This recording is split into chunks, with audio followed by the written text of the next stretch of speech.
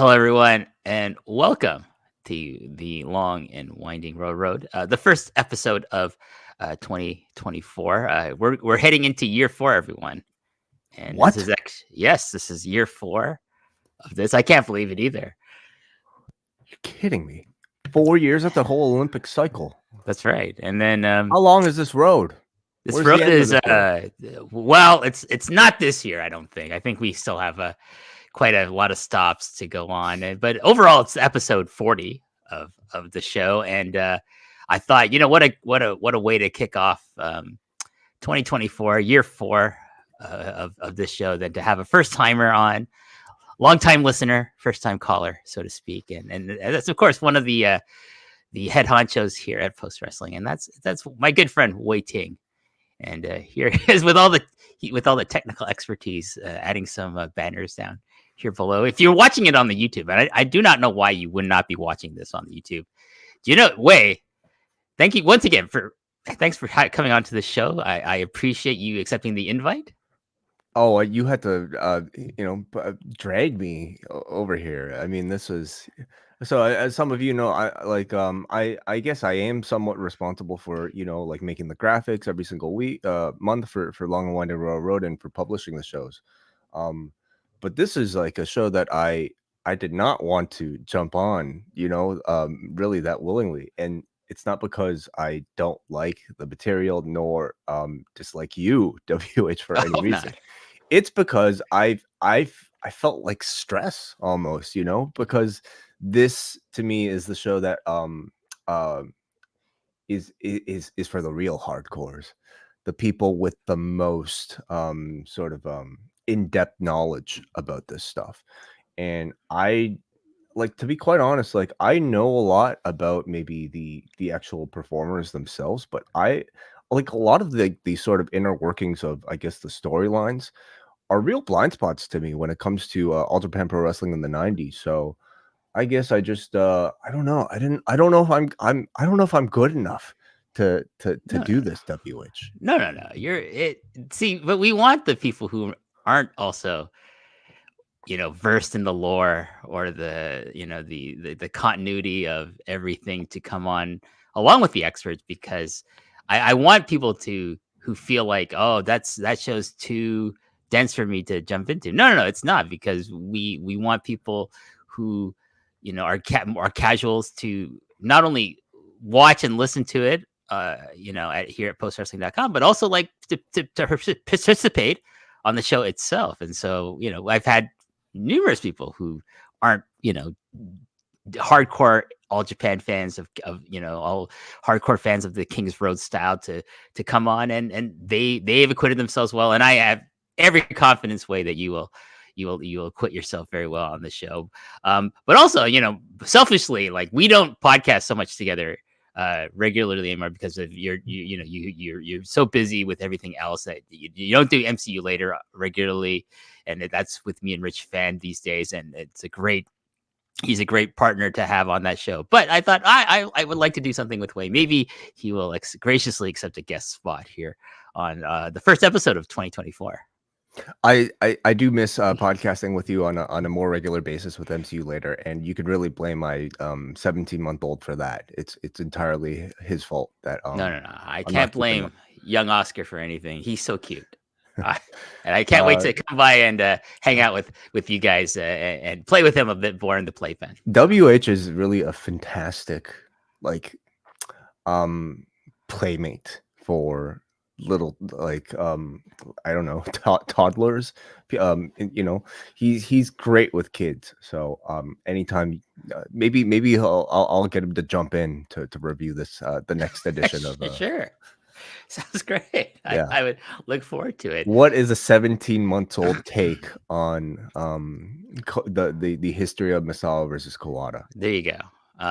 Or maybe we just show him the burning hammer and just say, Oscar, you want to take one of these one day?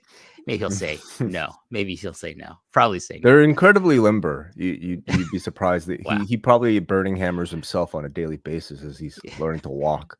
Well, you've got the baby monitors all over the house, so you can review the footage and send it to me if that ever does happen. Okay, sure. But We'll do. anyways, today we're gonna look at as Wei mentioned, he kind of previewed the match we're gonna talk about. We're gonna look at a match between Mitsuharu Misawa, the ace of All Japan Pro Wrestling, and his former tag team partner and eternal rival Toshiaki Kawada. We're going to go to 1995. We're going to go to specifically April 6th, 1995. This is a match from the 1995 edition of the Champion Carnival tournament, the most prestigious tournament in all Japan. It's also one of the most prestigious tournaments in the history of all of professional wrestling. Not so much these days. That would be the G1, but I would say back in the 90s it was equal and sometimes superior in some years to the G1 back in the day. But we're going to look at 1995 and before we get to the kind of the backstory here, Wei, what is your history with like these guys in particular, their feud, and All Japan as a style overall? So as I mentioned, WH, I have I guess I have like a pretty decent familiarity with all the participants. And in particular, I think just like their move sets, I guess maybe I don't know, signature traits about maybe their stories. As I got into a lot of these matches, I think maybe when I was well, like in the early 2000s when I first discovered like online downloading and these sort of like news groups and things like that. But I never really had that guide to really piece everything together. Like even back then, it would just be loose matches that I would just find here and there, and then I wouldn't be able to really enjoy them beyond, I think, just like admiring the sort of technical ability, and that alone is really cool. And maybe say what you will about like how I might feel about those things now, but like I suppose like learning about these like crazy head dropping moves was part of the appeal as a younger fan without any sort of other knowledge of like anything else that was going on. Maybe on a more personal level too, WH. It's also the idea that like I grew up as a WWF fan, as maybe you might have, when you just started off. And like I grew up as a fan of a lot of media that didn't really have people that looked like us as a part of it. And so to learn that there was like this sort of like section of the world that was creating some of the best wrestling and most highly regarded, sort of like examples of its field that I was hearing people talk about. That really excited me. And so when I discovered, like either the sort of New Japan, juniors divisions or like the heavyweights of All Japan Pro Wrestling, and I knew that like experts in this field all over the world were respecting and admiring them. That part was a big attachment to me too. So I downloaded as much as I could, and I would watch the matches, but I wouldn't necessarily like, especially with this rivalry, there's so many nuances that I think require knowledge of what was going on beyond just what you're watching out of context. So I can't really say I ever fully like been able to sit down, go like match by match by match, and be able to fully absorb the story. But I do have a lot of familiarity with everything that's going on. And then of course, my work with Pro Wrestling Noah, with at the Fight Network, producing those shows as well, brought me maybe that much closer to at least the post All Japan careers of these guys. Well, I mean, so you're being disingenuous early when you're saying like you're not qualified to be on the show. Come on, Wei, you're totally qualified to be on this show. Listen, I'm no Eddie Kingston. But who is really? Yeah, not many. I'm not Tom Lawler, but yeah, but we do our best. and hopefully both those gentlemen will be on a future episode Mhm. in the future of this show. Before we get to the end of the road, I'm hoping both of them will come back one day.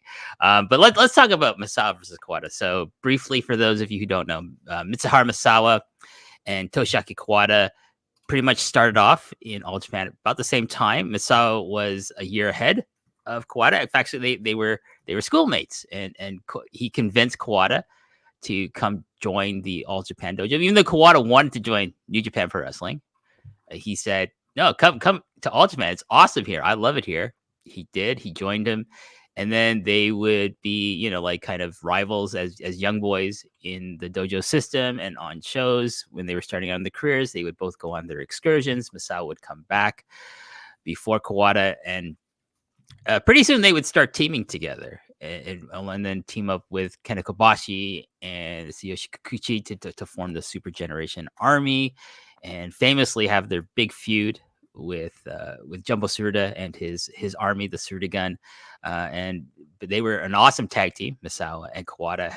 So many great tag team matches with Tsuruta and Akira Taue, with Dr. Dusty Williams and Terry Gordy, Stan Hansen, Danny Spivey, and a host of other great tag teams in the All Japan tag division at the time. But then, there was time where like Giant Baba decided, like, Jumbo's getting, his health isn't great. He's getting older.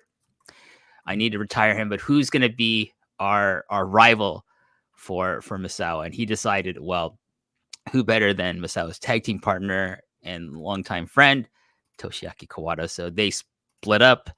Kawada would form his own unit called the Holy Demon Army with Akira Taue and a couple of other people.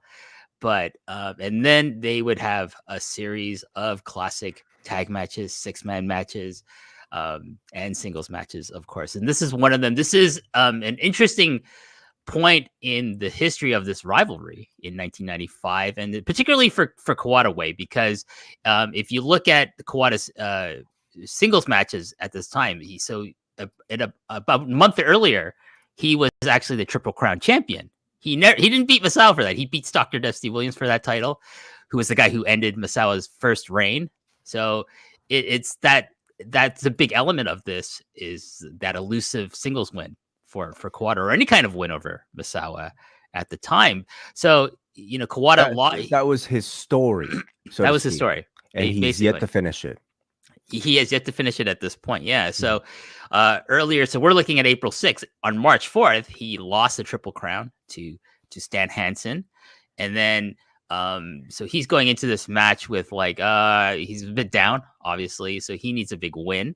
So he wants to win the Champion Carnival. Then that would mean he would get a title shot at Stan Hansen and possibly regain the Triple Crown from him.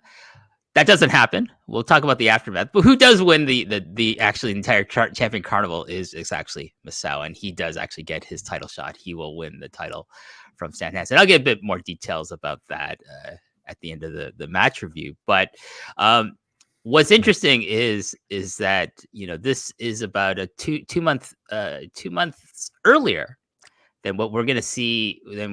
We're going to see would become one of the greatest regarded tag matches of all time. And that would be Masawa and Ken Kobashi taking on Kawada and Taue on June 9th, 1995, 6/9/95, as is famously known as. And this is where Kawada does actually get his first ever win, direct win over Mitsuharu Misawa. He pins him in that match. So a bit of a spoiler, he doesn't pin him in this match that we're going to talk about, but it's still a great and interesting match to talk about because of the circumstances at the beginning of this match, which we'll get into. But so correct me if I'm wrong, this is sort of one of those matches. I mean, it doesn't necessarily get brought up in the big sort of a conversation of star rating system breaking matches. I don't even know if Dave has rated this one in particular. I think he has, because it is available. It would be available on television. It is rated on Cage Match. I think it's in the 7 to 8 range, for a variety of reasons, which we'll talk about. But I think it's a really fascinating match because of how they have to kind of go on the fly in this match and kind of deviate from what you would imagine would be their what they would were thinking of doing in the match. We'll talk about why. It is. We should mention the first singles match that Masawa and Kawada have against each other since June 3rd, 1994, which is considered their greatest match against each other. And this is the famous match that Masawa ends by hitting Kuada with the Tiger Driver 91. And it's pretty. If you ever see footage of that, of him taking that move, it's you pretty much wouldn't be wouldn't be shocked if like if Kuada said, "Oh yeah, my neck hurt for like 7 months after taking this move," but he did okay. He survived taking this move, and yeah. And one final note before we get into actually talking about the rest of the card is going into this match, Misawa is actually one half of the World Tag Team Champions with Kenta Kobashi, which plays into later, a couple months later in the June 9th match against the Holy Demon Army. But let's talk about the Champion Carnival way. It's this particular show is emanating from the Okayama Budokan. Not in Tokyo. The attendance is about 3,200 people. I would imagine it's a sellout because when they announced the main event of this would be Masawa versus Kawada as a singles match, I'm sure tickets flew off the shelves. People were waiting in lines outside the box office, or I don't know if things like Ticketpedia or like going to 7-Eleven to buy tickets was a thing at that time. But yeah, you could, and this sounds like a very full crowd if you watch this. Do you know what the attendance, what capacity might have been for this building? I would imagine it's sold out. Like because I don't. A lot of buildings outside of Tokyo don't hold like 12,000, 16,000 like Budokan would or what. I do not know the full attendance of this show this building for wrestling, but this is the height of like All Japan's popularity across the country. So I'm going to assume that it was a sellout for this show. It sounded incredible is what I meant to really specifically ask. And I don't know if it's just because of like the audio quality of either the transfer or the audio tape, or maybe the quality of maybe the recording at the time, but like they make this what looks to be, I'm gonna estimate, I don't know, like a building in the low thousands sound like it's a stadium.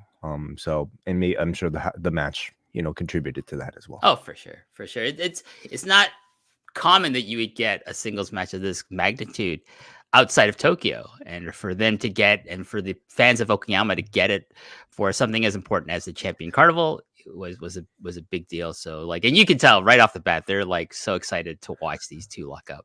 I guess I'm kind of curious about maybe what you think might have been sort of like the expectational differences between a regular title match between these two and a Champions Carnival match between these two.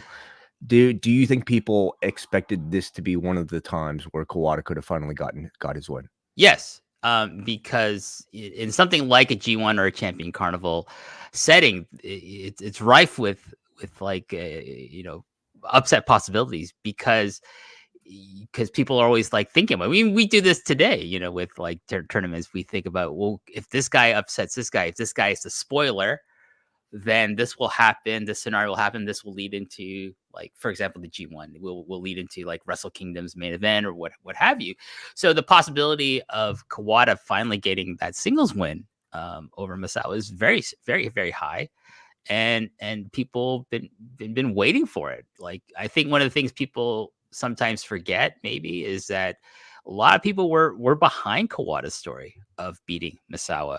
They wanted all the four pillars to like kind of ascend to Masawa's level, including Kenta Kobashi and Akira Taue, and so they were like, but their hopes, I think, rested more on Kawada than the other two. So it's a very, I think you go into this, it's a very palpable feeling that fans have in this building of wanting to see Kawada win. So again, maybe like if we're using a modern analogy, this would be like Cody wanting to beat Roman Reigns, really, and not just even winning the championship, but specifically beating Roman Reigns for the championship, but not even being able to beat Roman Reigns in any capacity over the course of I don't know, several years, and the Champions Carnival, and I guess also the G1, I guess, is interesting in that it offers opportunities for these men to face each other out outside of just, meeting that one time a year at a WrestleMania or something. Yeah. So I mean, singles matches between these guys was saved primarily for Triple Crown title matches or possibly a Champions Carnival final, so that their meeting in the round robin portion of it was very significant. And again, I feel, if we jumped into a time machine way and went to Okayama and looked at the lineups for when these tickets went on sale, I would imagine there was a pretty significant, group of people waiting outside for the box office to open.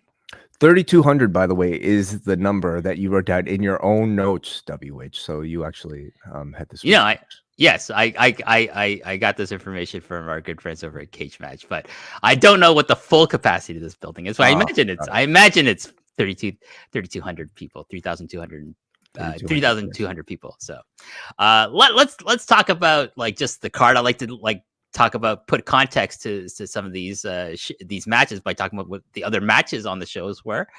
So to start off, we opened with Masao Inoue taking on Kentaro Shiga. Both guys are like low-level young boys at this point, and that was a 26-second match.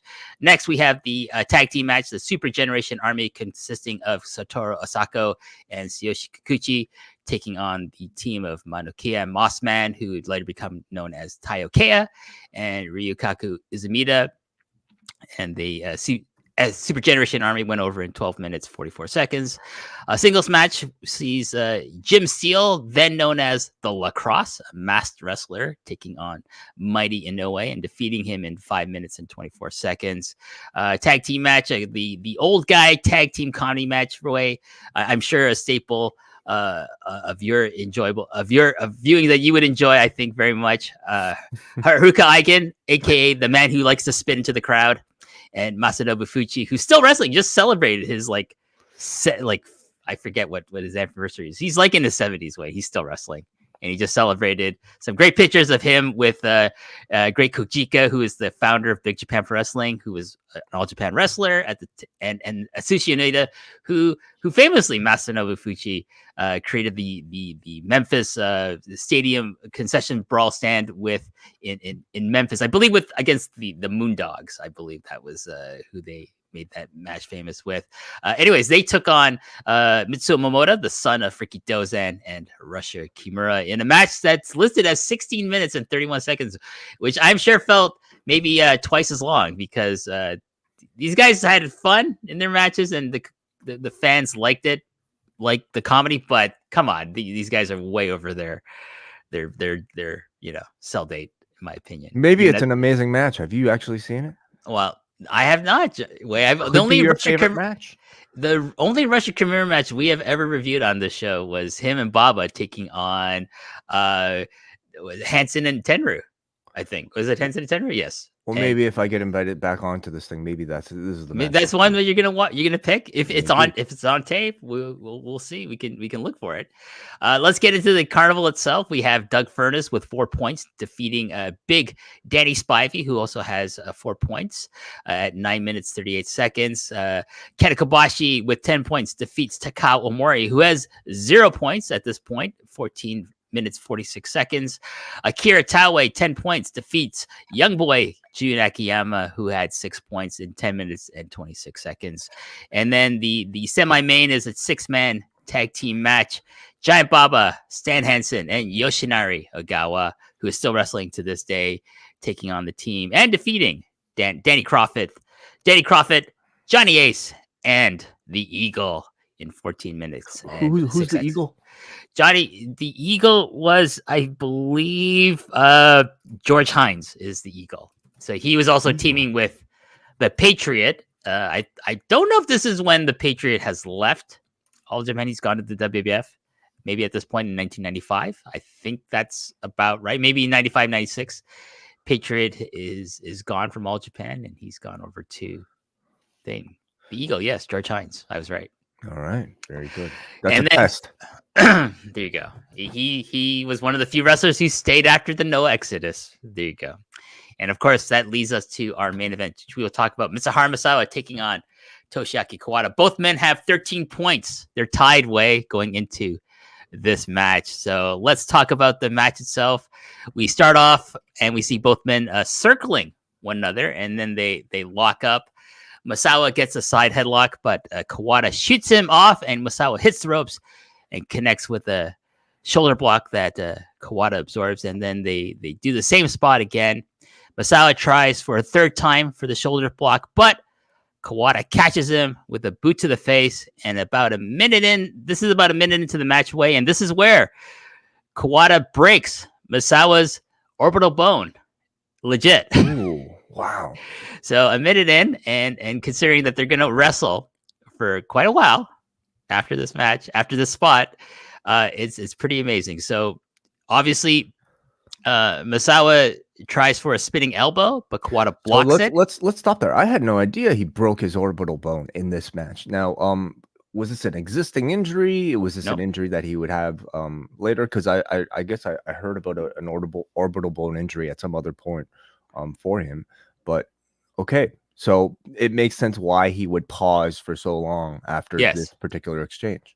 Yes, so it obviously this wasn't a pre-existing. This is something that accidentally happened. Obviously, Kawada doesn't want to really injure his opponent here, so it's an accident that happens. Things happen when you work, especially a style this stiff.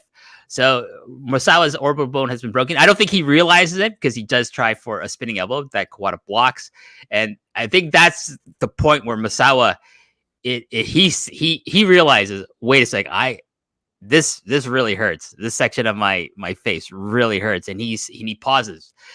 Referee Kawada goes to check on Masawa, and Kawada stands back because I think he can sense like, okay, this is not what we talked about. This is not what we were gonna do. I'm just gonna wait. And then of course, Kawada being kind of the backbone of reality in a wrestling match, being the referee, just says, wait there. I got to check on him.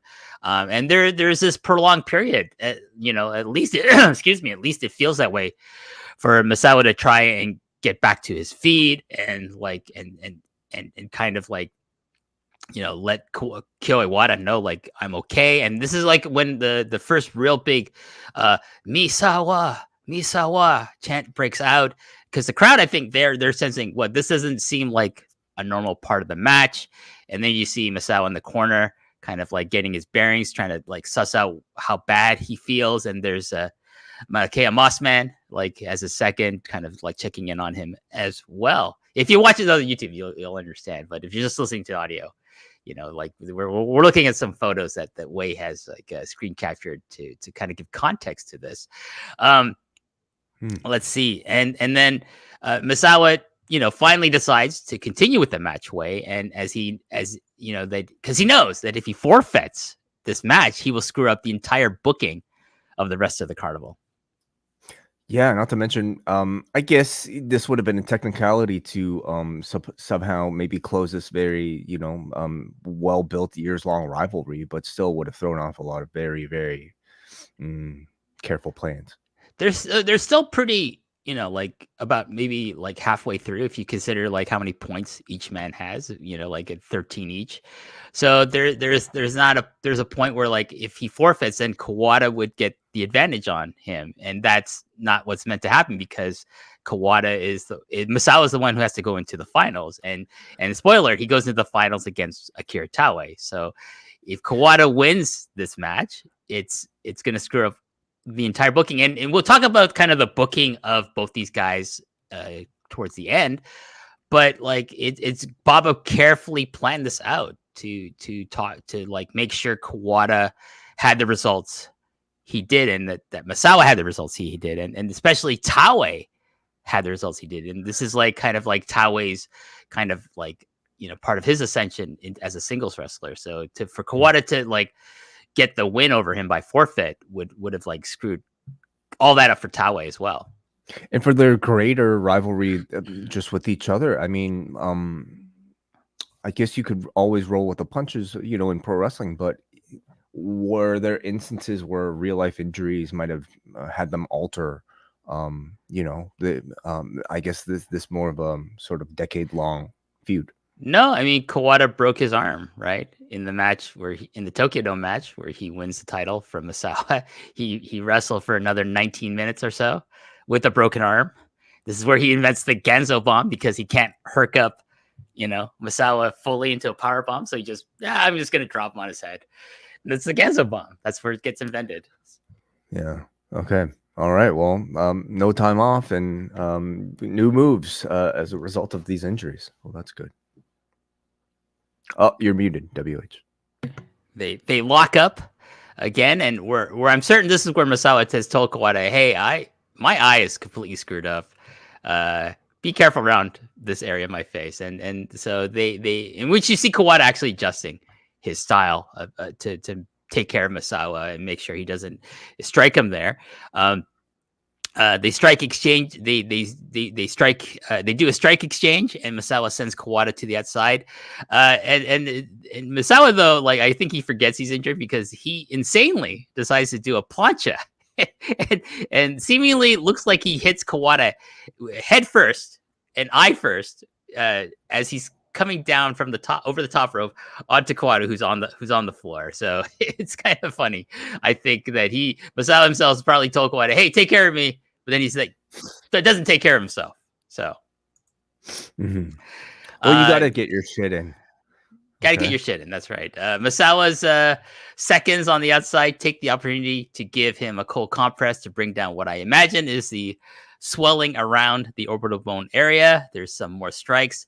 Chops from Kuada, elbows from Masawa. So they're trying to give the fans what they want to see, which is like a high-level match, like high-level exchange between these guys. Masawa hits the ropes where you would normally see Kuada try his jumping Gamengiri kick to the face. He instead goes for a spinning armbar to ground Masawa and thus avoid hitting Masawa's face and to kind of like kill time, so to speak. So, like when I first watched this match, I'm like, okay, he's gonna hit him with he's gonna jump up and hit him with the jumping kick to the face. He does not do that because normally you would expect that to happen. He does something different because he has to work on the fly. He has to now do something. Okay, we have to fill 30 minutes. We have to fill. But what can I do if I can't hit him in the face? Well, I'm gonna ground him. Let's put on an armbar. Let's change the match up a bit. Very interesting. So you're saying all of this you believe is an improvised sort of section as a result of the injury? Yes, I would imagine it is because Kawada now knows I have to take care to not hit him in the face. I don't want to make it worse. He has to continue. Misawa has to continue on in this tournament. He has to win the thing.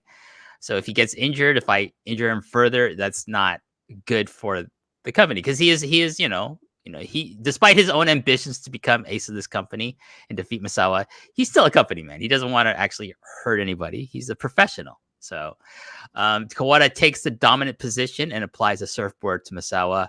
Masawa gets up and they spend a good 2 to 3 minutes killing time trying to smartly work around Masawa's injury. Kawada does go for the running high kick, but makes sure to hit the lower part of Masawa's face and avoid the orbital bone eye area. Masawa tries for a sleeper, but Kawada reverses into a backdrop driver because that's okay. Wade, just drop someone on their neck. They're not going to hurt their eye. Yeah. Their necks, I guess. Yeah. Well, this was before though the sort of I guess. Well, you did have the Tiger Driver 91 already by this point. Yes. From their prior match, but how much were head drops? I guess sort of relied upon. At this point. I mean, for something like the backdrop driver, it's a very common move to just do in a regular match. I think they felt, everyone in that company felt comfortable enough to take that. They trusted the person doing it to do it safely enough where, it's going to hurt, but it's not going to injure you, hopefully. Ironically, unfortunately, it is the move that actually ended the life of Masawa later on.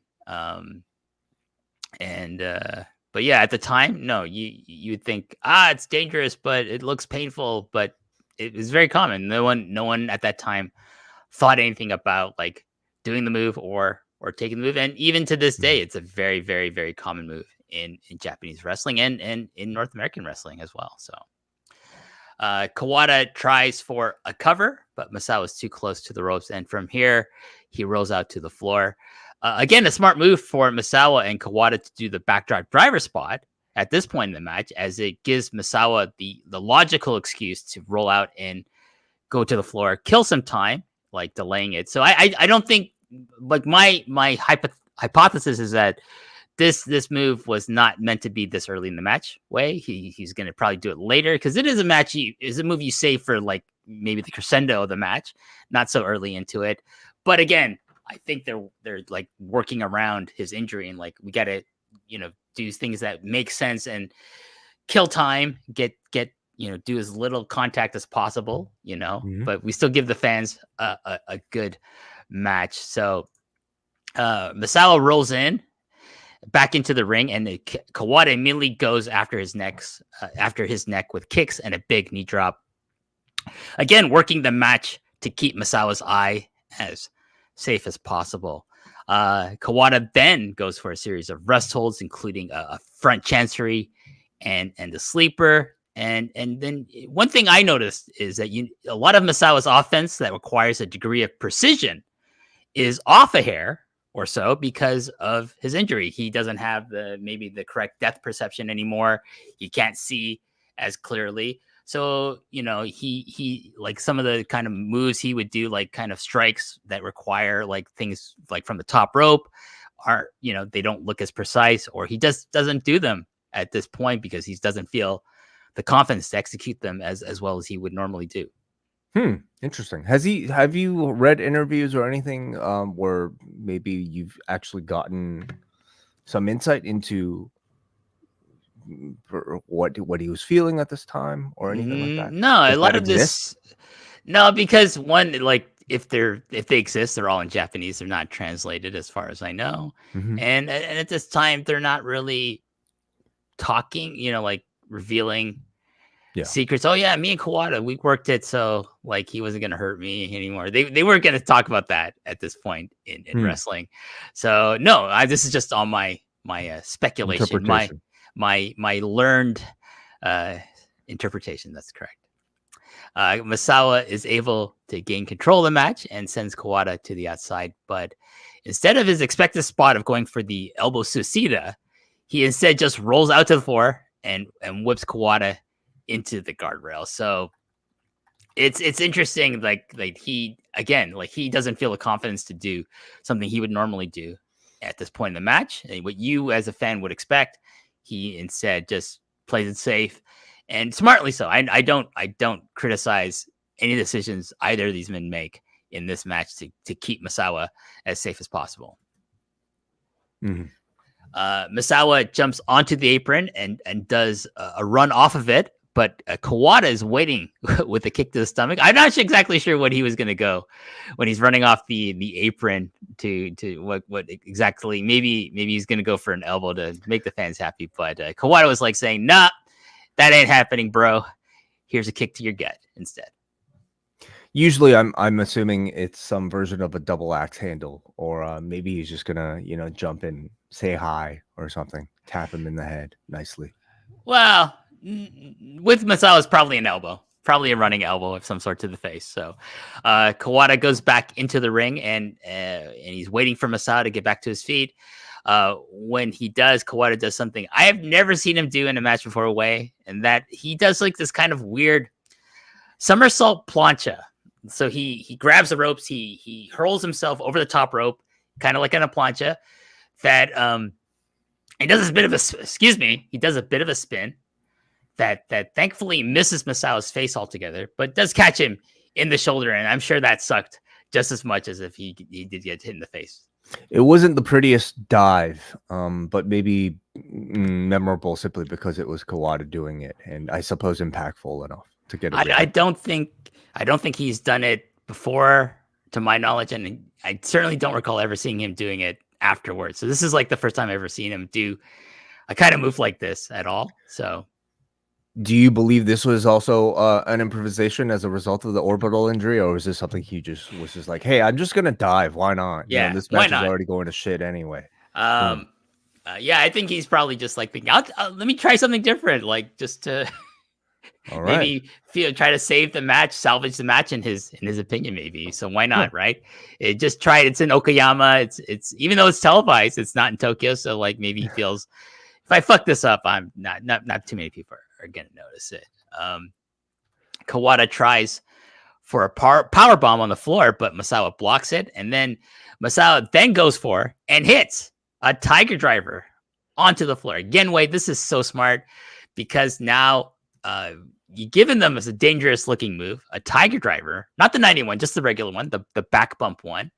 It looks great and it pops the crowd and yet gives both men a logical reason to kill more time because both men now have to recover from the move. Kawada from taking it and Masawa from delivering it on the floor, coupled with like kind of the damage he sustained earlier from Kuada in the match. Do you feel like the Kings Road style kind of like lends itself to this sort of like maybe slower pace anyway? Where there's a lot more emphasis on just like, recovery and taking your time in between the moves to sell. And then going for like, your big sort of impactful moments peppered in between. Oh yeah, I mean, the Kings Road, I feel, is very much based around like a logic of selling moves, of telling the drama through like guys overcoming, the damage Injuries like this. injuries and the damage and the pain that they're sustaining throughout the match.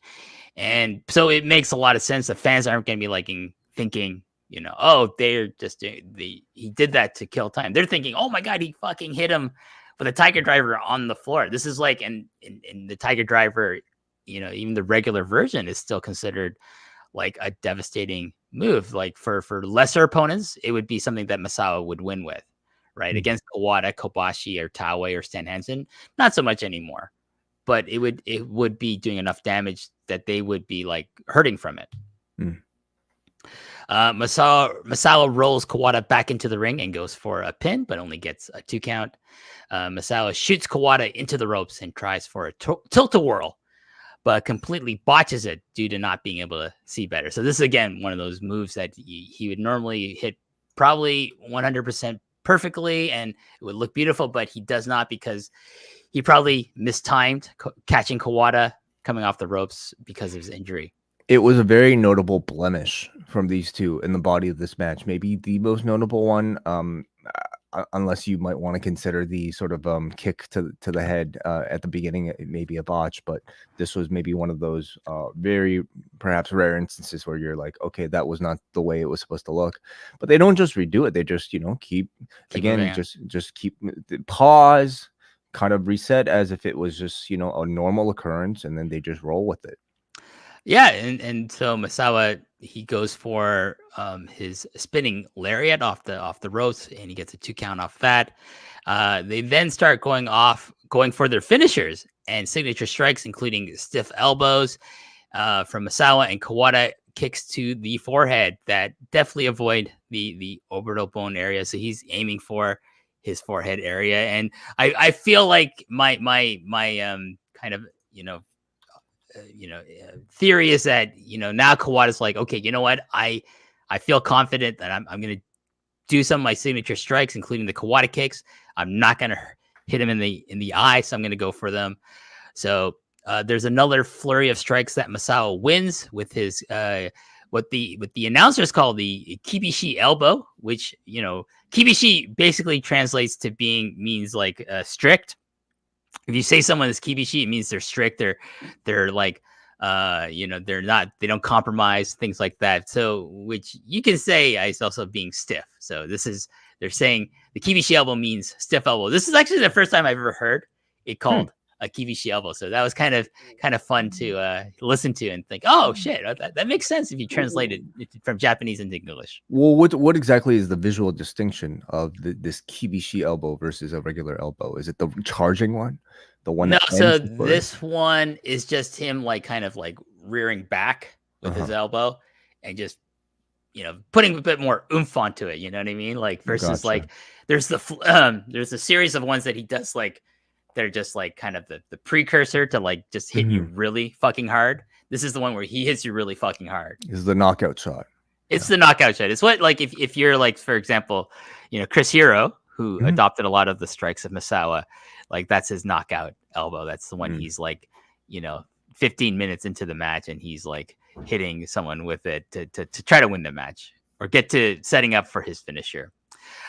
We get to the point in the match where Kawada feels comfortable, like I said, and confident enough to start doing strikes around Misawa's face and being able to protect him. These include a running kick to the face, and he does a step-up Gamengiri. So Misawa's in the corner, Kawada runs in, jumps on the second rope, and then kicks him in the face, which, probably he wouldn't have done 5 minutes earlier. He saves it for now. Yeah, he's like, you've had 5 minutes to rest, all right? Your orbital can take this now. Kawada goes for his folding power bomb, but Masawa rolls through it into a pin attempt for 2. Really nice looking reversal by Masawa there. Kawada tries for the stretch plum, one of my favorite submission moves, but Masawa rolls through. Masawa goes for his face lock, but Kawada rolls through that. Masawa hits the ropes, but Kawada meets him with the lariat for a 2 count. Kawada does finally apply the stretch plum to Masawa, and if you're on the YouTube, you're seeing this image of Kawada putting it on Masawa, and it does look like he's got one of his arms wrapped around the eyes and orbital bone area of Masawa, but he's not, obviously. He's such a great worker, Kawada. Like, he knows how to make something look super, super painful, but it's probably just a little painful. I guess we won't necessarily know, I mean, what's a little painful, I guess, to Mitsuharu Misawa? Exactly. He's endured so much of it in his career so far. Like, his little painful would be completely crippling for you and I. That's probably true. Definitely. Or most wrestlers who aren't Mitsuharu Misawa. So maybe. A Masawa call starts up from the crowd. Kawada tries for another power bomb, but Masawa blocks it and hits a series of elbows, including the rolling elbow. Masawa hits an underhook suplex and then tries for a tiger suplex, but Kawada ain't having none of that because that's a move that could end this match for him. Masawa gets his face lock on, but Kawada won't give up, and now we get a Kawada call from the crowd. Like, they're now like they're getting into Kawada's perseverance and his guts, and they're showing their support for him. Masawa hits a frog splash for 2 count, and Kawada at this point smartly rolls to the floor. Masawa follows him out, throws him back into the ring, and ascends to the top rope and jumps off, probably for another flying elbow, but Kawada meets him with a kick to the guts again. Kawada hits a couple of double stomps to the gut of Masawa, like something that you don't normally see. He's kind of doing the Finn Balor coup de grace almost here, and again, not something you normally see from Kawada. He's probably like, okay, maybe I'll just work on a different part of his body. Kawada, how much of a sort of high flying offense did he have earlier in his career? Kawada, not that much. He's always been more of a grounded wrestler. Like, he does a lot of jumping kicks, right? But he's not really known for going to even the second rope, let alone the top rope, right? To execute moves. That's more like Masawa and Kobashi. They're more like kind of the flyers of the heavyweights. So this guy was just all of a sudden, like, now in '95, he's just going to be like, I'm doing Tope con Heroes, and I'm going to do these double stomps. Just why not? He might have gotten a rash of tapes from Mexico and started watching lucha at this time. I have no idea.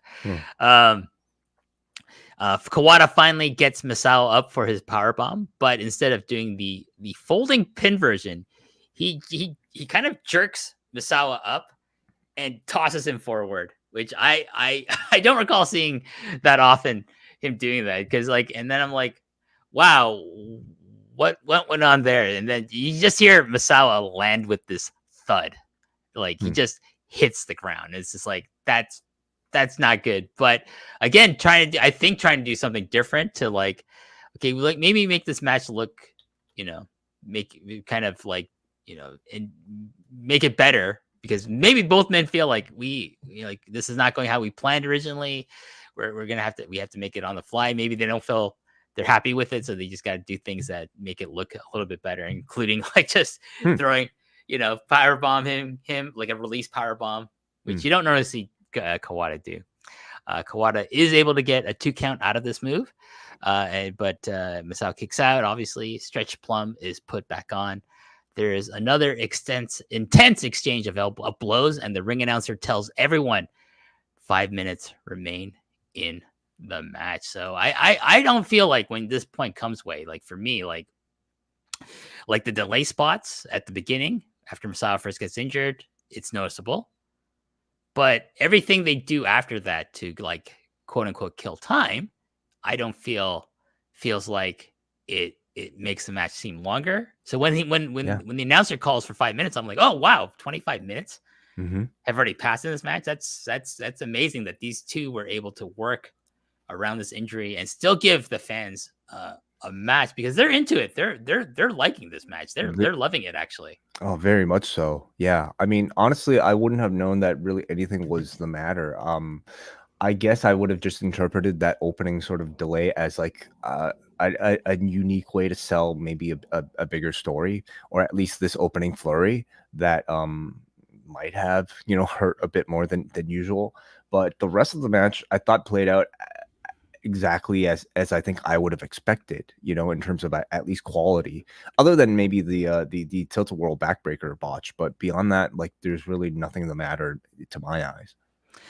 The tension now is even more palpable, as the crowd really wants to see some kind of definitive result, and I think they want to kind of hope to see, Kawada win. But I mean, that's probably, maybe it's a split crowd. Half of them want to see Kawada win. Half of them want to see Masawa get a singles win over Kawada.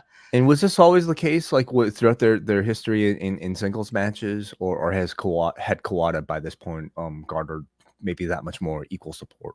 No, I think Masawa is like, he's still at the peak of his popularity, like where fans haven't necessarily turned on him, so to speak. They're like tired of him or anything like that. I think there's a significant portion of the fans in all Japan across the country who they want to see Masawa beat everyone. They want to see Masawa remain dominant. They're not necessarily against Kawada. They're not, but then again, they're just pro Masawa. They, whether it's Kawada or Kobashi, Stan Hansen, Steve Williams, whoever, they just want to see Masawa win, because like they love him. They love him. Like he's providing them with so much like entertainment. They want to see the streak continue. That's right. Yeah. The Tiger Driver is hit again, but Kawada kicks out. There's a Tiger suplex with a bridge, but Kawada kicks out of this. This is now the crescendo of the match way. Like they're now like just going for it. Like Masawa's just trying to hit all his finishers. He even tries for the Tiger Suplex 85, which is the sleeper hold version of the Tiger Suplex with the bridge that usually gets a pin. But Kawada, he grabs onto the ropes and holds onto them for dear life. From here, Kawada is able to hit a desperation jumping Gamaguri for a 2 count. And then we hear there's 2 minutes left in the match. Kawada then just decides, I'm going to go into overdrive. He hits a vertical drop brainbuster for a near fall, and this crowd buys it. They thought this is it. He's beating him, but no, Masawa kicks out.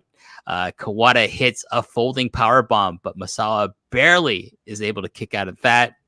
Another backdrop driver is rolled through by Masawa. So instead of hitting it, Masawa is able to escape it, but Kawada hits a spinning back kick to the jaw in retaliation for him not being able to hit the backdrop driver.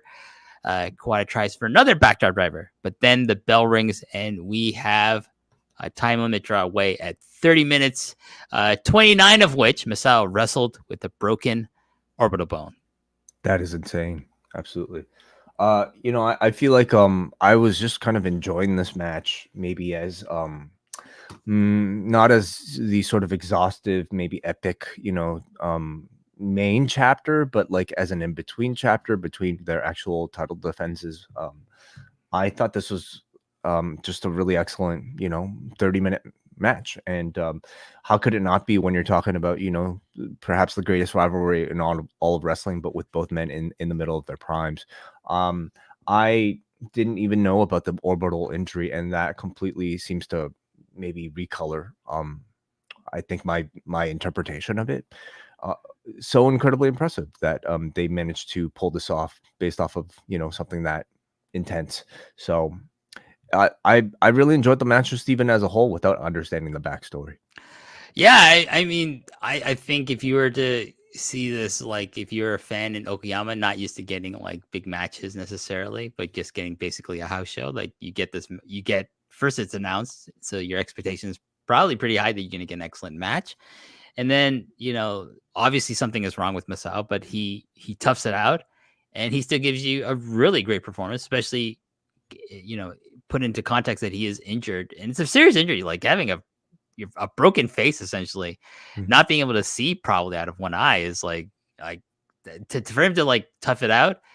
Pretty impressive. One thing I will say, like, I really get the feeling this was meant to be a Kawada match. Like he was meant to dominate most of this match because he wasn't going to win the actual Carnival tournament. But having a dominant performance against Masawa in the round robin portion of it, in a draw, would have been very beneficial for him for the rest of 1995 and going into 1996. But he wasn't able to get that. I mean, I think he'll still think, like, especially the last 5 minutes, he is very, very dominant. He is basically hitting all his finishers on Masawa. Masawa is barely kicking out. He's still kicking out, but he's barely kicking out. So Kawada looks like he's like on fire in the last segment of this match, and I think it's a great performance from him. Yeah. I mean, for me, I was just mainly focused on the audience sort of interaction towards the end of this match, and you could see them starting to like stand up. A lot of people as they were heading towards the final moments of the match. You can certainly hear the intensity of the crowd continue to grow louder and louder. And when you think about sort of the context of the chase, of Kuada potentially finally beating Masawa, and what it meant for these people at the time, I'm sure it was very similar to the feeling that that the Undertaker's streak was about to be broken or something like that. That sort of like feeling of this being more than just the result of this particular evening, but of a years long story at this point that might have seen its culmination, and every near fall that might have teased that was going to get a big reaction. For sure. And then going into, if you look at the Carnival as a whole, these guys are pretty much equal. Like they're tied at 13 points each going into this match. They're pretty much even. If you look at the overall like chart, like say on Wikipedia of the results of this tournament, they're even except for one thing, and that is again something I mentioned earlier, the fact that Kawada's tag team partner in the Holy Demon Army, Akira Taue, pinned Kawada in their match, but Masawa went to a draw with Taue, and thus Taue was the spoiler for Kawada's chances of getting into the finals, which I think is like pretty interesting matchmaking, because it's like, well, is this going to affect their tag team partnership? It doesn't. It does not. But it's a really, if you're a fan of like figuring out points and like the booking and things like that, which I know our mutual friend John Pollock is big into that. Like this is like something that would have, I think, he would, if, at the time, if we were watching it in real time, like he would have been like, oh my God, like fuck, Taue beat Kawada, but Masawa went to draw. What's going to happen? So it's a really interesting thing that Baba did by having Taue be the spoiler for Kawada here. And did that result in any sort of feud between the two? No. Between Taue and Kawada, no. They continued teaming up until the Noah Exodus. So it was fine. So it was just done for what?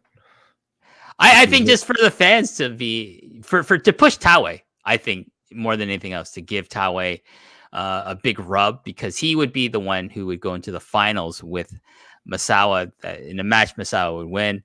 Masawa would then face Stan Hansen on May 26th in Sapporo in Hokkaido, and lift the Triple Crown Championship for his second time with that belt. 1996 is an interesting year for Kawada, Wade, because like he unfortunately, went public with his his criticism of All Japan's isolationist theory. They're not theory, policy, their isolationist policy that Baba did not want to work with other groups. He just wanted to keep All Japan with All Japan wrestlers fighting All Japan wrestlers. He didn't want to work with FMW or UWFI or anything like that. But Kawada was really critical of this because he's saying, like, look at all this money New Japan's making doing the UWFI program. Why don't we do something similar?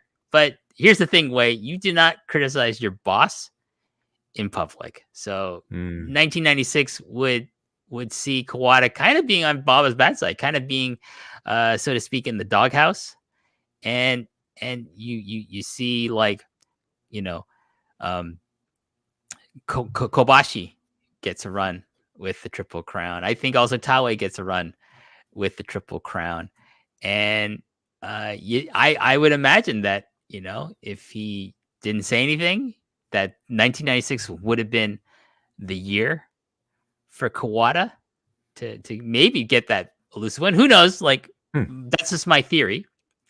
Instead of waiting another maybe 2-3 years to finally get the win over his eternal rival. So it's an interesting, like, history is really interesting to look at with Kawada, because so much of his story is tied up with trying to beat Misawa, and like, you really want to make Kawada on a level with Masawa, probably in this point in his career in 1995, 1996, because you can't just rely on Masawa. I think you if you have at least 3 guys, Misawa, Kawada, and Kobashi, being guys that can be headliners, be the guys who are the Triple Crown champion, be your aces, like have 3 aces instead of just 1. It's better for the company overall, because if like one guy gets injured, okay, someone else can step in and it won't affect the box office. But, like Baba didn't think like that, unfortunately. He waited too long to like elevate the other, like Kobashi and Kawada, in my opinion. And so you do see kind of like it affect box office when Misawa does get injured for prolonged periods of time, and he has to come back earlier than maybe he would want, because he feels the responsibility to the welfare of the company as a whole. So if Kawada actually, didn't say those things, maybe ended up having that run in 96, what effect do you think it might have had on All Japan post Noah Exodus, if any? Not much, because I mean, he does get the win over Masawa in an epic match, but unfortunately he doesn't hold the Triple Crown, for a long time. He has to vacate it because he broke his arm in the match. So he wins the title from Masawa, but he doesn't have a long ring with it, unfortunately. And soon after, Baba does pass away, so who knows? And then Masawa is the booker before the Exodus, and his guy is Kobashi. The person he wants to ascend to his throne is not Kawada. It's Kenta Kobashi, because they're better friends at this point. Like, they're not, by that point, they're not really on good terms anymore, Kawada and Misawa, because of the rivalry, the legit rivalry they had behind the scenes, as well as in front of the camera. So it's an interesting thing to look at. It's always a fun time for me to like talk about Misawa versus Kawada in any context, because it's, if history were a little bit different, if Kawada made, it's like sliding doors. It's like, if he just didn't miss that sliding door, he might have become on a higher level than he was. And which is not to, downplay his significance to the company, because he's still considered probably, tied with Kobashi, as second most important wrestler outside of Masawa in this time period.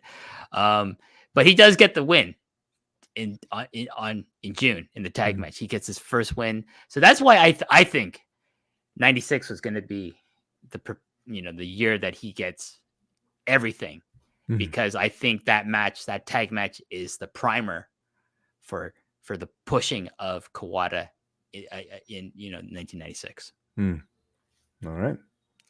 And with that, we will wrap up this match and the show as a whole. But Wai, thank you again for taking time out of your busy schedule. It's always a pleasure to talk with you, my friend.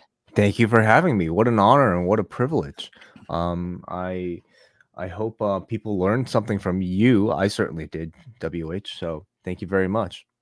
And we will have MCU later returning soon with reviews of Echo. Actually, WH, this MCU later has already returned, because it? As we were speaking, this is currently January the 26th, and people will know that MCU later's return took place last Friday, with episodes 1 and 2 of Echo being reviewed. There you go.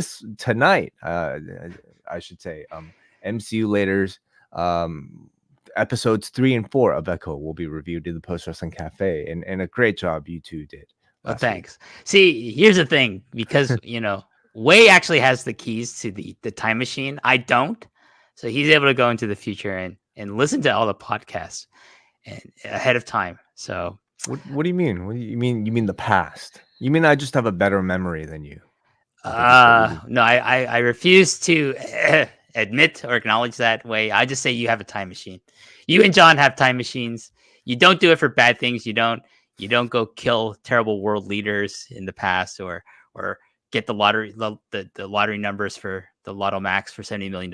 You don't do any of that stuff. But you just use listen to Post Wrestling Podcast. That's right. Yeah. You keep the site and the podcast on track. That's the altruism of both Wai and John Pollock with their advanced technology and time travel. But anyways, I want to thank all the fans for supporting the show going into our 4th year.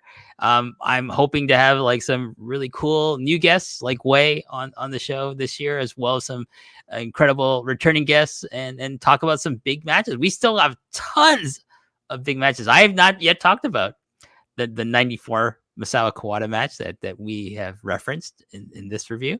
Wow. There's that. There's the Kikuchi Kobashi versus the Can-Ams match we have yet to talk about. Maybe that's this year. Maybe I'm saving it. I don't know.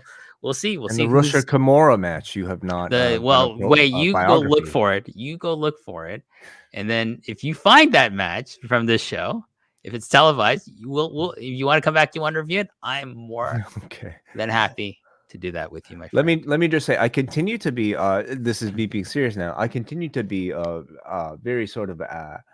I really am able to admire, especially being here on this side, how much detail you're able to get into just with this 30-minute match. I mean, I'm used to doing maybe like an hour and a half podcast off of a 3-hour show, but WH, and this is the type of style of wrestling that sort of is very conducive to this sort of podcast, where you are able to pick up on details of every single interaction, and that is very impressive. So even if I did find this match with Rusher Kimura, I'm sure we can go 5 hours talking about it.